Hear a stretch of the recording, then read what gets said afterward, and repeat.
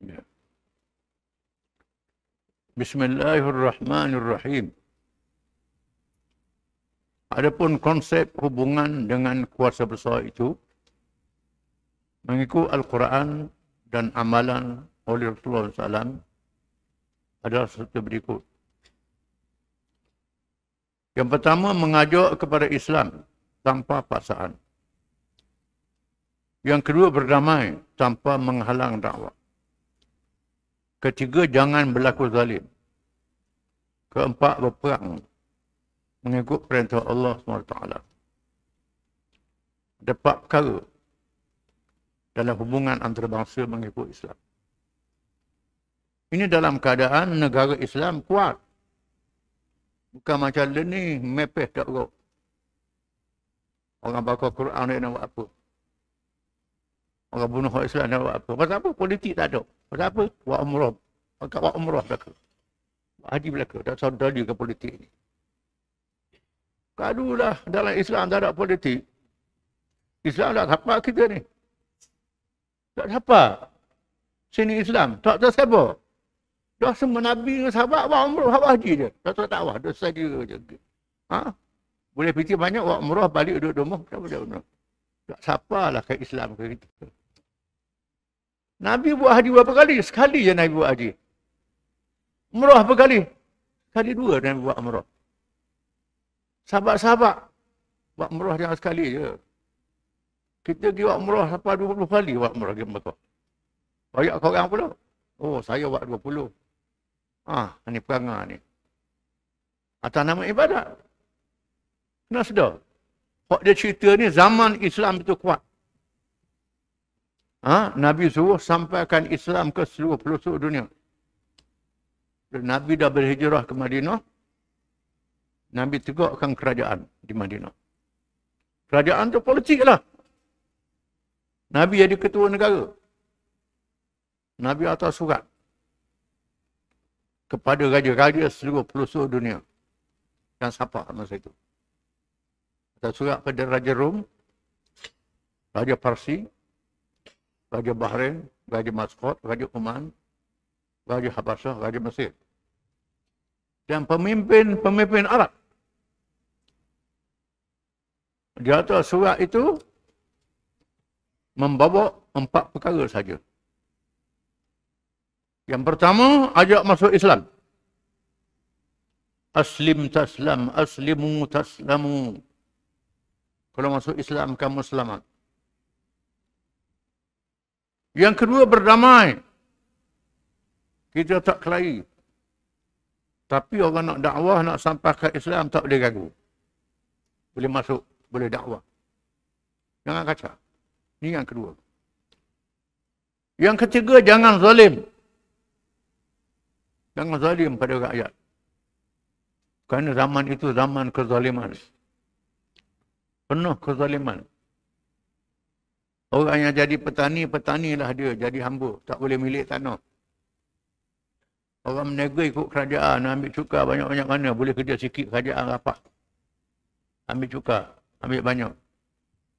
Sebab tu kita baca dalam surah Al-Kahfi. Nabi Khadir tebuk kapal. Tebuk kapal. Kerana kapal tu siapa ada negeri. Raja akan cek. Kalau kapal tu molek, dia rapat. Ini zaman jahiliah. Begitu. Dia boleh rapah kapal orang. Surah Al-Kahfi tu kita baca tak. Tapi tak faham. Tak faham ceritanya. Yang ketiga, jangan zalim. Yang keempat, berperang. Sama ada kami menang, kami kalah. Kami datang dengan satu puak manusia yang cintakan mati. Sebagaimana kamu cintakan hidup. Ini. Sahabat-sahabat bawa surat. Hantar. Ini. Tegas. Kan sedap kata. Gagah. Ini kehebatan. Berperang pula bukan nanti mandi minyak dok lu. Raja ilmu kebal. Tak ada kebal. Nak mati. Berebut nak mati. Ini. Kerana percaya kalau mati, masuk syurga selalu. Boleh beri syafaat pada keluarga. Ini. Dia sebut. Sebab itulah. Ini mesej yang dibawa. Firman Allah Ta'ala, Ya ayyuhalladzina amanu qatilul ladzina yadunakum minal kuffar wa la yajidu fiikum ghilzah wa'lamu annallaha ma'al muttaqin. Surah At-Taubah ayat 123. Wahai orang-orang yang beriman, perangilah orang-orang kafir musyrik yang berdekatan dengan kalian, dan biarlah mereka merasai sikap kekerasan serta ketabahan hati yang ada pada kalian, pada kamu. Dan ketahuilah sesungguhnya Allah bersama orang-orang yang bertakwa dengan memberikan pertolongannya. Bukan Islam ni utamakan perang, tidak, utamakan damai. Ajak berdamai dulu. Kalau tak berdamai, jangan kacau Islam. Yang kacau dakwah. Ataupun jangan zalim. Ini cara. Kalau tidak, kita berperang. Baru berperang. Tengah-tengah perang pun, wa in janahu lis-salmi fajnah laha wa tawakkal 'ala Allah. Jika sekiranya mereka cenderung pada damai, terima perdamaian dan bertawakal kepada Allah. Tengah-tengah perang, orang ajak damai. Tawakal pada Allah Ta'ala. Kerana damai diutamakan, bukan perang, tidak. Dalam Islam. Nanti dia tipu kita. Wa yuridu an yakhda'uka fa inna hasbaka Allah. Tuhan kata, kalau mereka nak tipu kamu, cukup Allah menolong kamu. Jangan takut. Orang ajak damai, kita damai. Dia nak tipu, Tuhan tolong. Dan sebab itulah, dalam jihad ni kita pilih pilihan raya. Pilihan raya ni damai. Tak kelahi. Pilih pilihan raya. Masuk pilihan raya. Pilihan raya diutamakan. Kenapa damai? Damai diutamakan. Ada orang sedap cakap kalau perang sedap. Pilihan raya menakut baik. Pilihan raya lari. Nak perang macam mana? Cakap besar. Tuhan kata damai. Pilih yang damai. Apalagi kita menghadapi sama-sama orang Islam. Yang jahil tak tahu kala. Lagi kena damai. Kena sabar menghadapi orang Islam yang jahil. Dengan orang kafir pun kita kena damai. Perang bukan pertama. Perang ni akhir. Dia sebut perang di sini ialah bila mereka tidak mahu damai lagi. Maka orang Islam mesti berani lawan. Orang hina Islam tak boleh, kena bangkit. Hina Islam ke, hina Quran ke, hina orang Islam ke, tidak boleh. Kena bangkit. Islam tidak boleh menyerah kalah sekali-kali, mesti lawan musuh-musuh dia. Tidak. Islam mesti kuat. Ini dalam keadaan mana? Keadaan orang Islam ada negara. Ada kuasa pemerintahan. Kalau orang Islam tak ada kuasa pemerintahan, nak buat apa? Tak mengundi bahawa orang kafir merintah kita. Macam mana? Nak ada kuasa macam mana? Orang kafir mengundi, kita tak mengundi lagi. Pertama dia ambil alih kuasa. Tidak, kita kena ambil alih kuasa. Wajib, bukan sunat, wajib. Mengundi ni wajib. Tak ada dalam Al-Quran. Betul dalam Al-Quran. Mungkin Mekah buat pasport ada dalam Al-Quran. Membuat visa haji ada dalam Al-Quran. Tak ada. Itu syarat dia. Kena faham. Kena erti. Oh, buat abdali apa? Hidup makan, mati. Macam lembu. Kamu lembu dah memayang, kita memayang. So, bezanya sikit atas tu lah. Lembu dah buat umrah, kita buat umrah. Tapi tunggu mati. Ini yang disebut dalam ayat Quran ni, dalam keadaan orang Islam tu hebat, kuasa. Dah sebut, kita ulang cerita balik. Zaman Khalifah Mu'tasim. Kerana seorang perempuan di negeri bukan Islam, rebuh di pasar, selok kain orang sorok. Kerana orang sorok pada seorang perempuan Islam. Lalu orang perempuan kata, wah Mu'tasimah, mana Khalifah Mu'tasim? Tak tolong aku. Lalu orang sorok lagi. Ada seorang hamba Allah yang Islam, sakit hati, pergi ke Baghdad menghadap Khalifah Mu'tasim. Ada seorang perempuan, ibu tua, berniaga di pasar, dia sorok dia orang. Dia sebut Mu'tasim, orang sorok lagi. Mu'tasim bangun daripada kursi dia. Labbaiki ya ummah, ya wa ibu, ini Mu'tasim. Terus dia kerah pada tentera, serang negeri yang menghina seorang perempuan Islam. Ini zaman kehebatan Islam. Kehebatan Islam. Zaman kerajaan Utsmaniyah, Turki, Khilafah Utsmaniyah ada. Bila dengar orang putih Eropah takluk Tunis, pergi dengan bala tentera bebaskan Tunis. Asia Tenggara musuh jauh sangat. Atau bala tentera dia mari sini untuk menolong orang-orang sini. Tapi orang sini tak faham, tak tahu kala pada masa itu. Ini. Bila jatuh khilafah, tak ada kerajaan, orang Islam jadi lemah. Ini zaman yang kita hadapi hari ini, tetapi Quran masih ada. Quran tak boleh dihapuskan.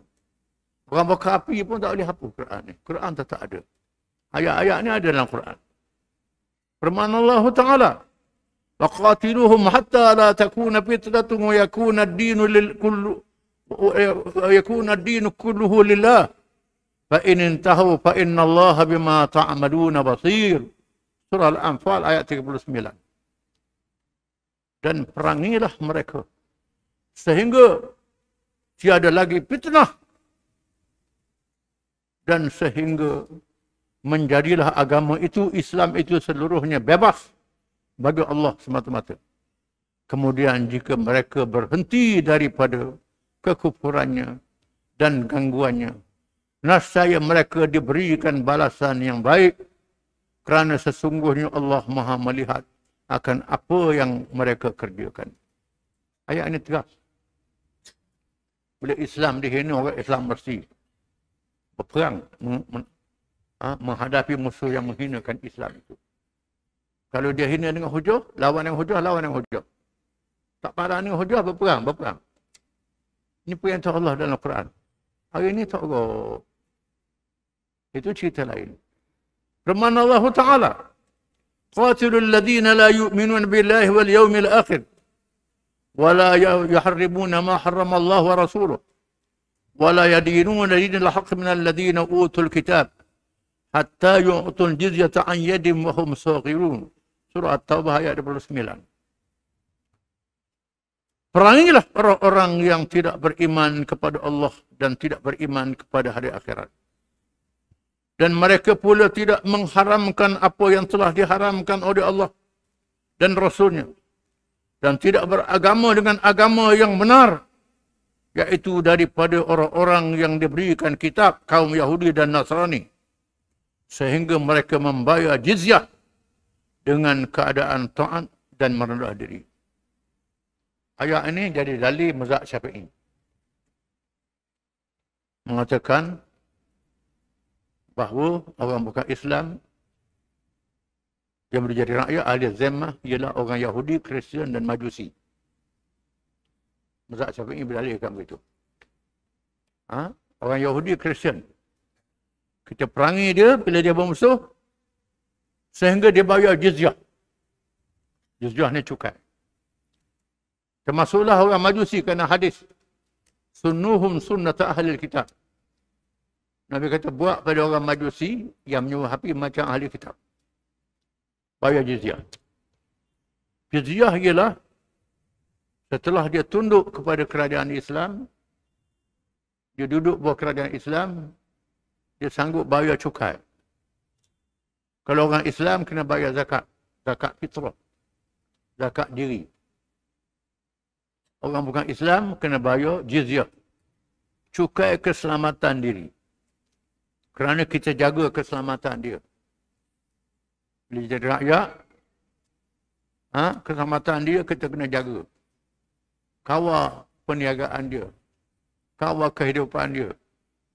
Termasuklah kehidupan yang diharamkan oleh Islam. Dia nak jual arak, tak boleh larang. Syarat dia jual sama-sama bukan Islam. Dia nak jual babi tak boleh larang. Dia jual sama-sama bukan Islam. Yang jual pada orang Islam. Ini kawalannya. Dan dalam mazhab Hanafi, boleh diambil cukai daripada orang bukan Islam. Cukai arak, cukai babi. Tetapi letak dalam akaun khas. Dibelanjakan untuk faedah orang bukan Islam. Tak boleh belanja untuk orang Islam. Tak boleh. Mazhab Syafi'i mengharamkan. Tidak boleh. Tak ada. Cukai babi, cukai arak tak ada. Mazhab Hanafi ada. Ini. Tapi cukai itu dibelanjakan untuk orang bukan Islam. Itu. Abu Yusuf dalam kitab Al-Kharaj. Abu Yusuf ni murid Imam Hanafi. Muhammad bin Hasan Asy-Syabani, murid Imam Hanafi, guru pada Imam Syafi'i. Masalah Syafi'i pandangan lain itu cerita. Ini mazhab Hanafi. Ada hukum-hukumnya. Mazhab Syafi'i ialah pada ahli kitab, Yahudi dan Kristian. Dan Majusi yang menyembah api. Hindu, Buddha tak ada. Tak ada dalam mazhab Syafi'i. Pada kitab fiqh mazhab Syafi'i, yang boleh jadi ahli zimmah ialah ahli kitab dan Majusi. Tapi mazhab Hanafi, mazhab Maliki, membolehkan penganut agama lain. Hindu, Buddha dan sebagainya, jadi rakyat bayar jizyah, bayar cukai. Dibolehkan. Kenapa jadi begini? Kerana Imam Syafi'i duduk di Hijaz. Hijaz ni Mekah, Madinah, habis-habis Iraq, mesti tak ada Buddha, tak ada Hindu situ. Tak ada Buddha, tak ada Hindu. Sebab itulah kitab Syafi'i begitu. Ada buah-buah Nipah ni, mazhab dia berkembang di Asia Tengah. Masuk ke India. Masuk ke China. Mazhab Maliki berkembang di Afrika. Macam-macam agama. Maka ulama-ulama kita yang berdakwah di tanah Melayu pakai mazhab Hanafi. Pakai Maliki. Kerana apa? Kerana mengikut maqasid syariah. Maqasid syariah ialah mengajak orang kepada Islam tanpa paksaan. Tak dipaksa. Kita nak suruh orang masuk Islam, tak boleh paksa agama apapun. Kalau masuk Islam paksa, jadi munafik. Islam tak ikhlas. Dia orang masuk Islam ni ikhlas, tak dipaksa. Sama ada Hindu ke Buddha apa, dibenarkan. Sebab itulah, maka raja-raja kita yang mereka Islam, raja mereka Islam zaman dulu.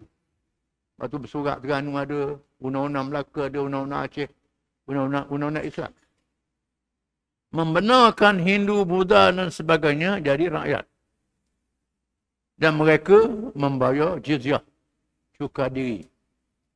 Cukai diri ni ialah mereka yang mampu saja. Yang tak mampu tak. Sami-sami tak kena bayar. Sebab sami tak ada kerja. Tunggu di rumah ibadat je. Orang miskin tak kena bayar. Itu jizyah. Kemudian, kalau orang Islam kena zakat perniagaan. Zakat pertanian. Orang bukan Islam kena kharaj. Kharaj ialah cukai pertanian. Dia ambil hasil pertanian dia. Orang Islam kena zakat perniagaan. Orang bukan Islam kena usyur. Usyur ialah cukai perniagaan pada orang bukan Islam. Dia kenakan. Bezanya zakat adalah ibadat. Cukai bukan ibadat. Zakat tak boleh dihapuskan sekali-kali. Ada kerajaan dia, tak ada kerajaan, zakat tetap wajib pada orang Islam. Adapun cukai boleh dihapuskan. Ini pelik. Macam mana cukai orang bukan Islam boleh dihapuskan? Cukai bukan ibadat. Bila Abu Ubaidah Amir bin Jarrah radhiyallahu anhu dilantik oleh Sayyidina Umar jadi gubernur di wilayah barat, di Syam dan sebagainya. Di situ ada orang Kristian. Orang Arab Kristian macam-macam. Bila Islam merentah, Islam kenakan cukai pada mereka. Bila Islam menghadapi ancaman tentera Rom. Tentera Rom ni kuasa besar dunia. Besar. Menyebabkan orang Islam tak mampu nak jaga keselamatan dia. Lalu Abu Ubaidah membatalkan jizyah. Bayar balik cukai dia ambil daripada orang bukan Islam. Orang bukan Islam heran macam mana kerajaan pulang balik cukai. Jadi kerajaan ni penaik cukai dia lah. Ini bayar balik. Ini pelik. Ini kerajaan Islam. Menyebabkan banyak orang kafir masuk Islam. Kerana tengok Islam ni adil. Islam ni baik. Itu yang takut sangat tu. Yang takut kerajaan Islam ni dia. Mengapa seluruh dunia ni takut kalau Islam ni merata? Kerana apa? Kalau Islam merata, orang kafir tengok Islam ni molek, Islam ni baik. Adil. Tak paksa. Ini berlaku. Kemudian, dalam Islam ada macam-macam mazhab. Mazhab ni kadang-kadang ikut keadaan negeri. Oleh kerana pondok-pondok kita banyak mengaji mazhab Syafi'i, dia tak mengaji mazhab lain. Maka dia tak baca mazhab-mazhab lain. Ini berlaku masalah. Sikitlah. Kita kena sedar bahawa dalam masalah pemerintahan negara ni, kita tengok suasana semasa. Jadi mazhab-mazhab ni kadang-kadang memberi hukum mengikut keadaan semasa. Ini kita kena sedar. Sebab tu kena muzakarah. Ulama-ulama dia ada muzakarah. Dia orang awam tak tahu masalah ini. Jadi ayat kita baca tadi, ayat ahli kitab kena jizyah. Syafi'i pegang pada ayat ni, adapun mazhab lain pegang pada maqasid syariah. Tujuan hukum syariah itu. Kedatangan tentera Islam bukan untuk menjajah dan memaksa masyarakat bukan Islam agar memeluk Islam. Sebaliknya kedatangan Islam adalah untuk membebaskan manusia daripada kezaliman sesama manusia dan mengajak menganut Islam secara sukarela. Kedatangan Islam bukan menjajah macam orang putih menjajah negeri kita. Orang putih jajah negeri kita ni, dia ambil asir, dia letak asir, dia rapah balik ke negeri dia. Dia suruh kita kerja, kita sikit balik negeri dia. Ini cara penjajah. Kita orang Islam tidak. Bila kita masuk ke negeri orang, meretah negeri orang, dapat asir, bela rakyat dulu, rakyat tempatan dulu.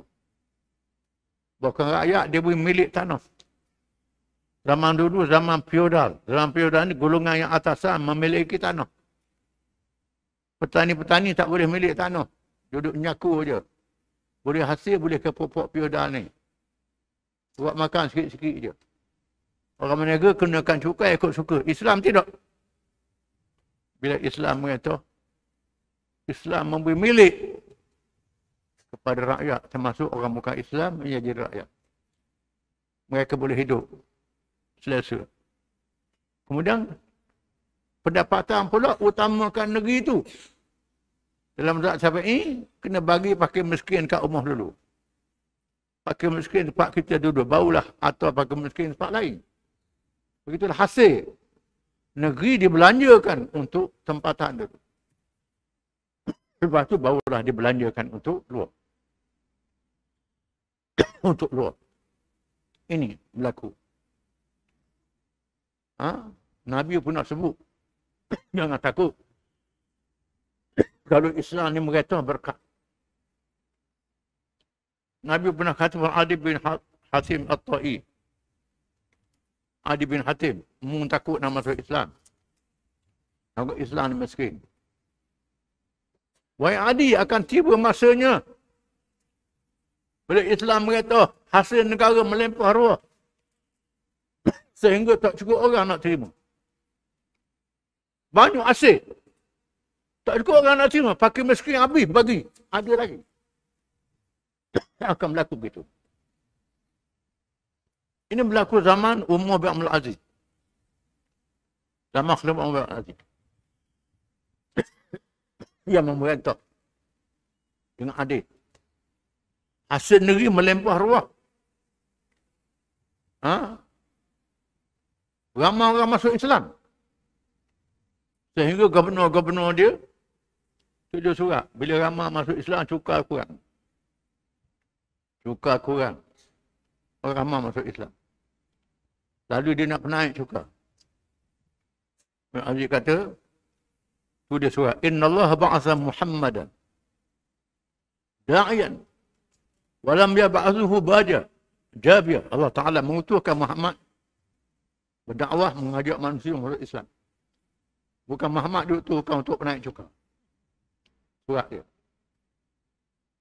Di tempat yang lain, khotan bersunat ni mazhab Syafi'i wajib, mazhab lain tak wajib. Mazhab Syafi'i je wajib, mazhab lain tak wajib. Sunat-sunat ni, khotan tu bersih. Lebih baiklah, itu lebih baiknya. Mazhab Syafi'i mewajibkan, mazhab lain tak wajib.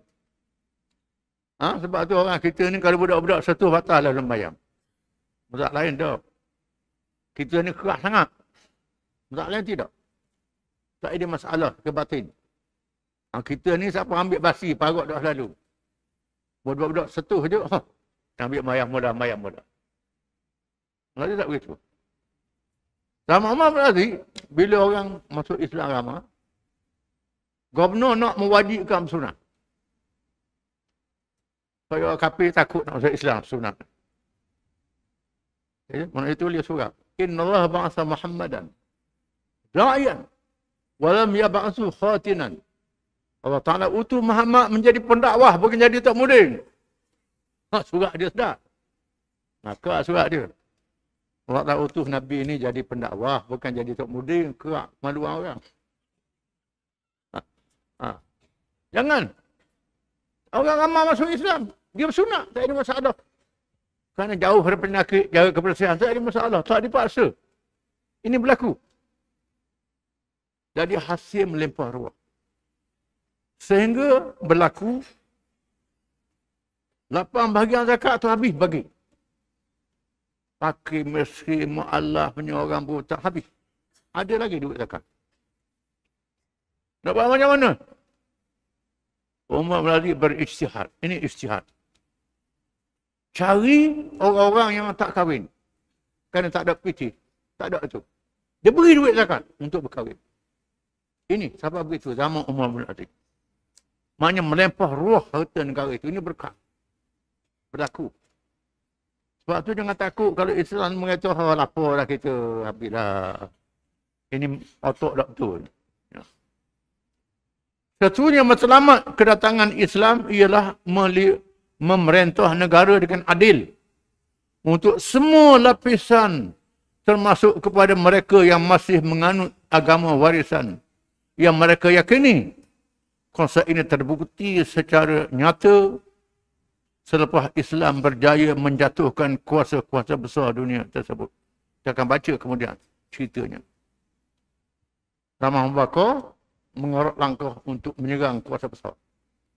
Bila puak-puak murtad ni kalah, dia serang kuasa besar dunia. Parsi dan Rom. Kita akan baca. Dalam masalah murtad, disebut ringkasan di sini. Gerakan bersepadu memerangi golongan murtad, kesan kepada umat Islam. Menghapuskan golongan murtad secara menyeluruh. Sebab Abu Bakar radhiyallahu menyusun strategi bagi memerangi golongan murtad antara melantik sebelah panglima perang mengetuai bala tentera, melantik penghubung bagi memberikan maklumat kepada semua pasukan, meletakkan panglima yang berpengalaman di kawasan sasaran, melancarkan serangan kilat bagi mencatas gerakan murtad yang berselera, tidak memberikan peluang kepada kuasa besar Rom dan Parsi untuk cabut tangan. Tindakan cepat Abu Bakar menghadapi orang-orang Arab yang murtad. Sehingga puak-puak murtad ni kalah. Habis orang Arab masuk Islam. Yang tak masuk Islam pun tak dipaksa, menyerah kalah. Ini langkah Abu Bakar ambil, melantik sebelah panglima yang hebat-hebat. Panglima yang mahir berperang, panglima yang tahu strategi perang, panglima yang tahu tempat dia nak berperang tu. Bukit di mana, peta di mana, peta di mana. Yang mahir, bukan pergi masuk selaru. Melantik penghubung, pujuk. Masuk Islam semula. Kemudian melancarkan serangan kilat. Orang murtad tak ada bengah. Parsi dan Rom tak sempat. Panglima tertinggi Khalid bin Al-Walid radhiyallahu anhu. Panglima besar Khalid bin Walid. yang Nabi kata pedang Allah dan pedang Rasulnya. Balik-balik. Jadi panglima tertinggi semua badan tentera Islam. Ikrimah bin Abu Jahal. Ini panglima. Anak Abu Jahal masuk Islam. Anak Abu Jahal, Ikrimah Abu Jahal. Dia masuk Islam, dia bertaubat, jadi panglima. Dia berani. Surahbil bin Hasanah. Turaifah bin Hajiz. Ammar bin Al-As. Khalid bin Sa'ad bin Al-As. Al-Ala bin Al-Hadrami. Huzaifah bin Mihsan Al-Ghalfani. Arfajah bin Harsamah Al-Bariqi. Al-Muhajir bin Abu Umayyah. Suwaid bin Muqarrin. Ini panglima punya perang yang bakal lantik untuk menentang mereka murtad.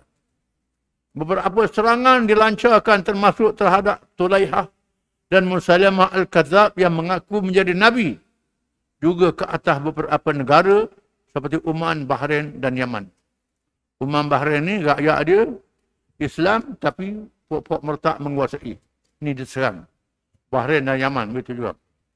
Kesan daripada peristiwa murtad, kuasa pemerintahan, penyusunan Al-Quran, tasawur Islam, tarbiyah kepimpinan, penyatuan semenanjung Arab, pentadbiran wilayah, penerokaan ke dunia antarabangsa. Lepas pada itu, kuasa Islam kuat. Bila pokok murtad ni kalah, Quran disusun. Kenapa? Banyak orang yang hafal Quran mati syahid. Punya hafal Quran ni diperang. Bukan duduk sedih, diperang. Ramai sahabat-sahabat yang hafal Quran mati syahid. Lalu bimbang, takut Quran ni hilang, Abu Bakar bersuara, panggil pokok yang hafal yang masih ada ni, mana yang simpan di rumah tulisan-tulisan tu, kumpul semua. Kumpul, disusun. Quran 30 juzuk. Ditugaskan sahabat yang mahir Al-Quran untuk mengepalai penyusunan Quran. Sayyidina Uthman dapat zaman Sayyidina Uthman disempurnakan penyusunan Al-Quran itu, disempurnakan. Kemudian gambaran Islam. Apa yang tak ada zaman Nabi boleh tarbiyah zaman Abu Bakar. Ada ijtihad. Kemudian melatih pemimpin sahabat-sahabat, dihantar jadi gubernur. Jadi gubernur, jadi pegawai, jadi hakim. Jadi guru yang menyebarkan Islam ke seluruh pelosok dunia. Dia duduk Mekah belaka. Dia duduk Madinah belaka. Sebab itu ramai sahabat-sahabat Nabi ni mati luar. Ramai sahabat Nabi, ulama-ulama tabi'in mati di luar daripada Mekah. Mati di negara orang, mati dalam keadaan dagang. Kerana menyebarkan Islam. Menyebarkan Islam. Namalah Mekah hatur ada kelebihan. Tetapi menyebarkan Islam lebih besar lagi pahalanya. Fadilat lebih besar lagi. Kemudian semenanjung Arab dikuasai semuanya. Agama lain kalah semenanjung Arab. Nabi kata di akhir zaman akan berlaku agama lain balik semula. Berlaku dah hari ni. Orang Arab balik semula. Bunga kuih lah, bunga gajah, bunga apa dia telur. Nabi sebut itu tanda-tanda akhir zaman. Agama lain kan balik semula semenanjung Arab. Sebab Nabi sebut itu berlaku. Ini tanda-tanda akhir zaman. Pasal apa? Kaya dah lalu. Kaya dah lalu, anak-anak tak bekerja dah, panggil orang luar. Panggil orang Hindu, orang Buddha, orang Kristian kerja negeri dia, kena buat gaji, kena buat apa. Jadi penyakit di negeri Arab kan. Ini sudah lemah. Zaman Abu Bakar berjaya. Nabi kata akan dikeluarkan bukan Islam dari semenanjung Arab.